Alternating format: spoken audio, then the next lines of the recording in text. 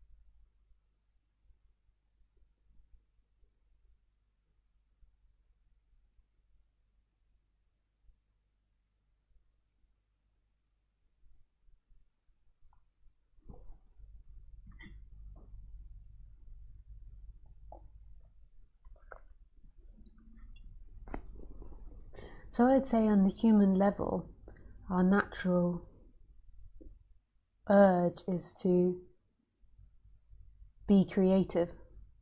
And that can take Mm-hmm. many forms. It doesn't have any biases of like that you have to be a drawer or a writer or painter or like a musician.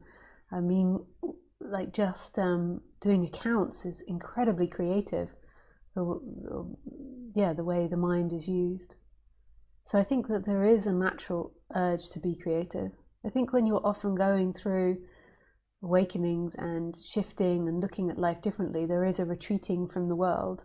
And then once that begins to settle, there is an urge to go back into the world and to use your creativity.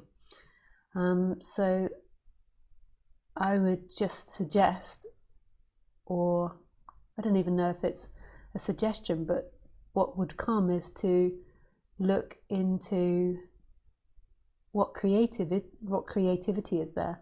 You know, what creativity is enjoyed, and what creativity wants to be shared. Like, in what way do you want to share your creativity? But then also realizing the challenges of this society, that you will be going into a society that's working from the premise of separation and duality. So our society is structured in a dualistic way where it's subject-object.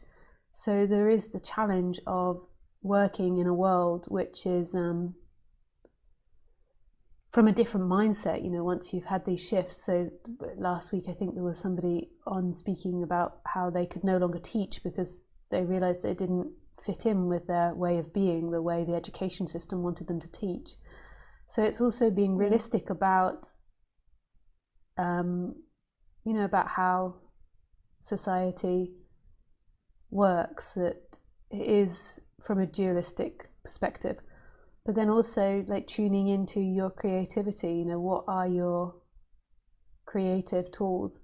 And then it's commitment and perseverance to that chosen path. One thing that I look at now, you know, is when I look back to when I was younger, is I spent a lot of my time when I was younger, you know, doubting myself and changing from one thing to another because I didn't have confidence in myself. Like when I was younger, I used to play the drums and I loved playing the drums, but because I wasn't excellent straight away, I thought I wasn't good enough at it. And I didn't have the perspective that it's just about perseverance and practice. Like, and I was actually did have a bit of a natural flow for it. And if I'd had that perspective of perseverance and commitment to it, then I'm sure I would have gone on to have a career in drumming. But because I had this low self-esteem and the story arose, you know, I wasn't brilliant at it straight away, then I didn't have a natural talent for it and I wasn't good enough, I just quit. So there was a lot of quitting. And often what it is it's you find what you're creative at, and then there's a commitment to it, you know, a realistic commitment to it, and through time you will grow. And it might take years and years to grow and make money from that, but or for it to come back to you. But it's it's really commitment to that. And that's something we can find hard in this society because it is dualistic. And I don't know if the education system and society is so supportive of that idea. I think it's more supportive of competitiveness, you know, in this. And also I think that, I mean, like originally, apparently, I don't know if this is true, but from what I've read, that the education system was set up in order to produce factory workers. You know, as the industrial age started and they needed factory workers, they needed a certain level of education. And so the factories used to invest in schools, into group schools. And so there is, I suspect, like an undercurrent, an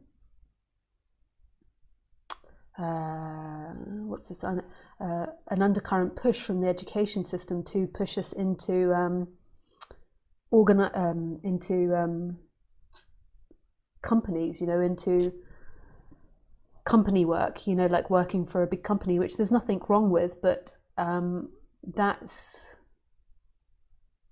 not so much on the premise of being really good at your chosen creativity. It's more on the premise of working for a company and being good at taking orders and commands and working in a team, which is also useful.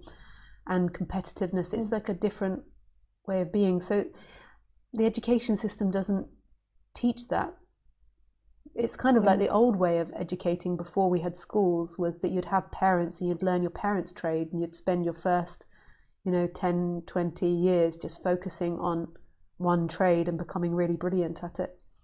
I'm not saying that's the right way to do things. The education system also has great things, you know, because your parents might not educate you very well. But yeah. So that's my perspective on it. But I don't know if out of any of that rant you'll be able to find something that's useful for you. I mean, that's very clarifying. Yeah, because I feel like naturally, it's like I've just been able to sing, and it feels really good, and other people feel very good when they hear me sing. And so I am focusing on that. But then there's just like the very, like the human part of living, which is like I have to make money somehow. Yeah, there's so many ways that you can make money from singing though immediately. Like I always thought that people that sing, you know, have out of the creative arts, like if you play an instrument or sing, there's you know, ways from doing small concerts to doing parties, busking, you know, there's lots of ways. Yeah. Like I went into writing, and writing isn't quite so easy to like do those two type of things. That's what I always think, but maybe I'm being naive and that it's also very difficult. Maybe. I don't know. I mean, I'm just starting out, so I feel like I'm just like a blank slate because I don't know yet. But yeah, that makes sense. Thank you. Yeah, nice. Yeah, thank you for your question and good luck with everything. Thank you. Yeah, nice. Thanks. Bye. Bye.